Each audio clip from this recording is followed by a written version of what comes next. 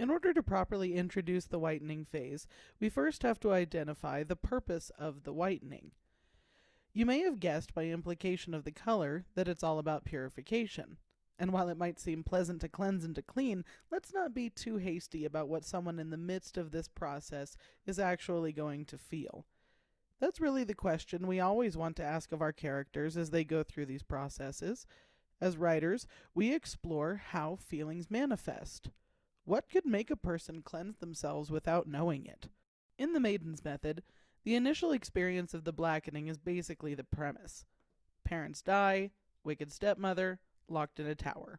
The maiden has been made to feel unwanted, oppressed, and closed off, and now is the time to change all that. This initial foray into the white is dominated by feeling. She's not taking action, she is acting. She doesn't believe, she is playing make-believe. It's the childish beginning of her grander story. When the maiden enters the manufactured companion stage, she animates her world by speaking to insentient things. But she likely hasn't gone anywhere. Not much has changed. So this unconscious purification journey is going to start, audibly or implied, with the question of what she actually is. Moana is trying to answer the question of whether she's a wayfinder or not. Anne Shirley is asking whether she's lovable or not. Wendy Darling is asking whether she is still a child or not.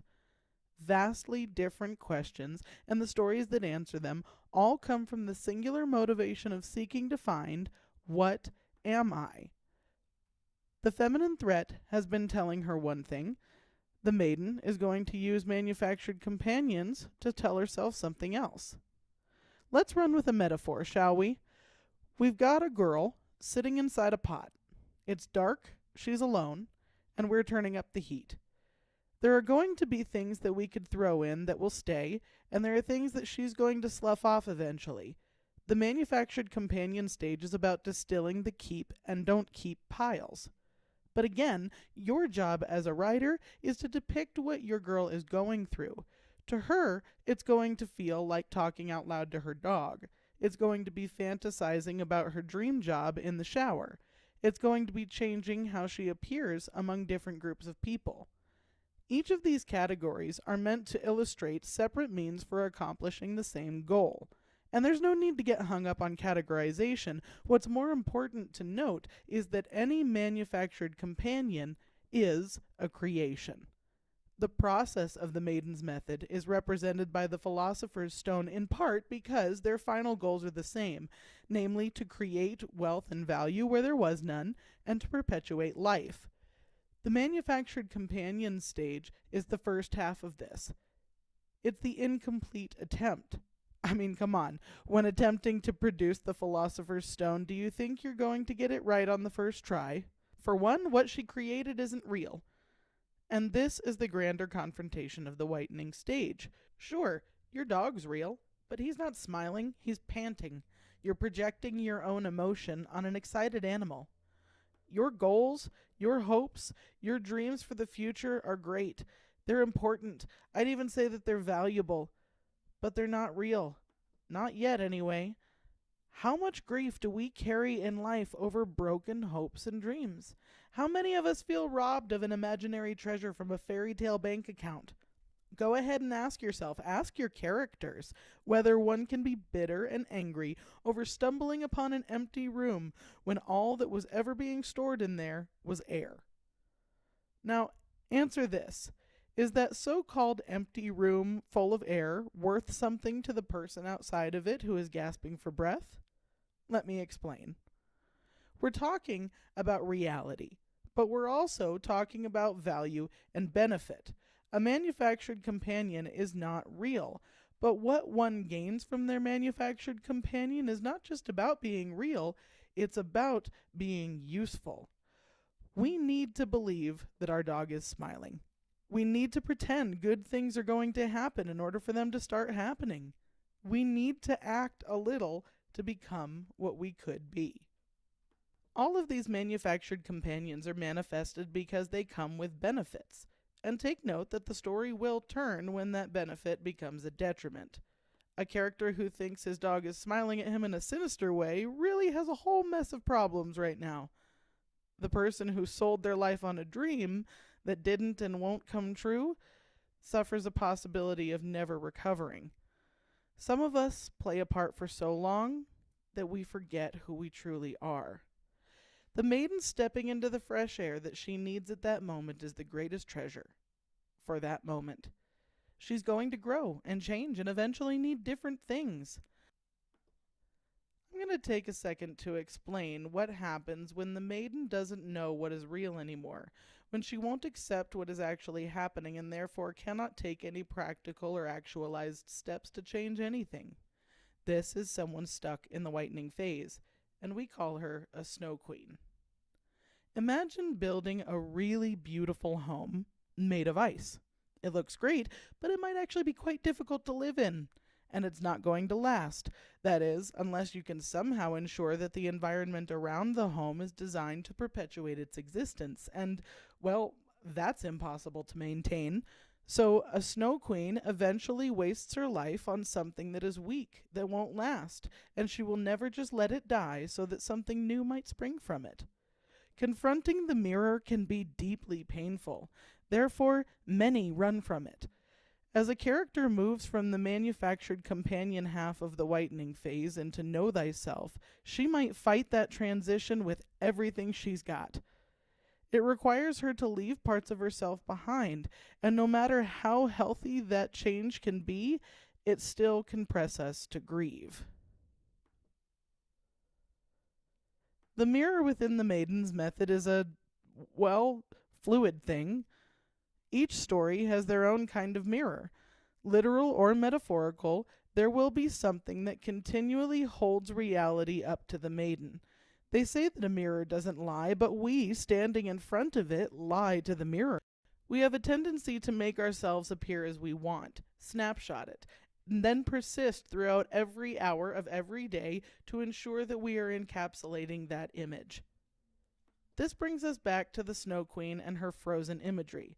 The Snow Queen is the feminine threat archetype of this stage because she is winter and everything it represents. Now, we all know that winter is temporary, but if the Snow Queen is winter, if she is to survive, winter must persist, and this throws off everything. The three quintessential examples of this character are, of course, Hans Christian Andersen's Snow Queen, C.S. Lewis's Jadis the White Witch, and Disney's Elsa. You may even know that the last two are based on the first, but each manifest the archetype in such distinct ways we rightly can treat them separately. The Snow Queen from Andersen's tale is a passive winter, representing aging and the loss of youth, whimsy, even kindness that can be lost when one hitches their wagon to her sled. Jadis shows the deliberate actions that threaten our world when one with power builds her world out of snow and does everything she can to ensure that her broken cycle dominates.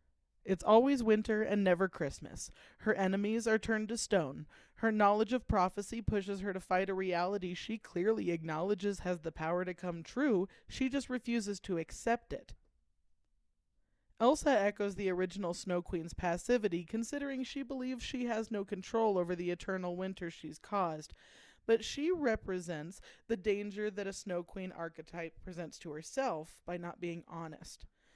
Elsa tells herself she's letting go, while quoting her father's bad advice to conceal herself. She believes she's being real, but only by continuing to hide away like she's always done. She thinks she's growing, but she's stunting herself. She thinks she's doing others a favor by running away, but she's left everyone she cares about worse than before. The Snow Queen often meets her demise when the spring inevitably comes. Newness threatens the old ways she's fighting to preserve. Modern context Snow Queens include Kathy Morningside from Miss Congeniality, Moira Rose from Shh, That Creek, and Angela Martin from The Office, characters who are conservative toward their own doctrines and eventually get their own funhouse reflections smashed by the Maiden, who is all about newness and change. The Maiden overcomes the threat of getting stuck in the whitening when she embraces reality, change, and the truth behind what she may become, as opposed to perpetuating the lie of what she's always been. The know thyself phase will easily be 75% of your story. your book, your script, etc. Your girl is going to create her fake buddies around the time you're breaking Act 2. And she's not going to figure herself out until you're probably well into the third act, probably around the time of the climax. All of this shifts from story to story, obviously, but the idea is to spend her time of self-discovery challenging the autonomy of her creations, arguing truth against the feminine threat's lies, and confronting her mirror. The Maiden's mirror will be the element of the story that confronts her with life as it truly is.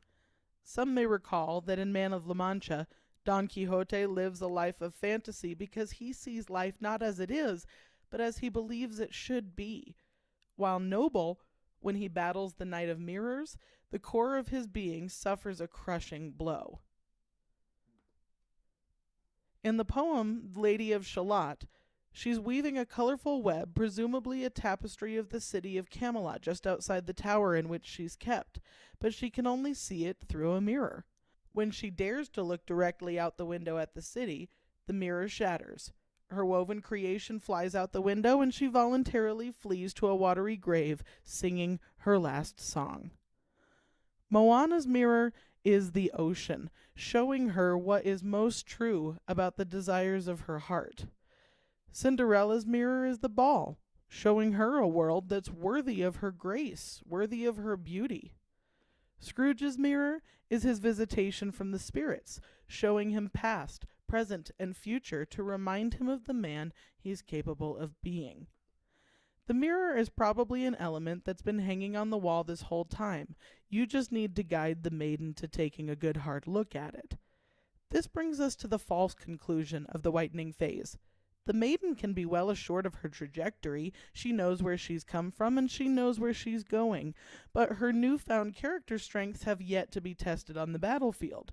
The threat still exists.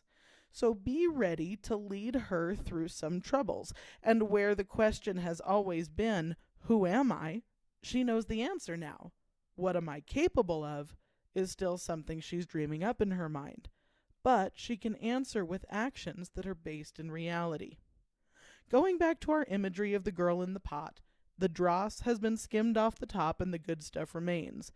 The next step is to let it ruminate, percolate. Her concoction has reached its boiling point, and now it needs time to simmer. And that time is going to pass in the yellowing phase, and the step of being made to sit and wait. So sit tight and be patient. We'll be exploring the yellowing phase in the next video of this series. In the meantime, like, share, subscribe, and stay tuned for upcoming analysis videos breaking down a few of the aforementioned Snow Queens.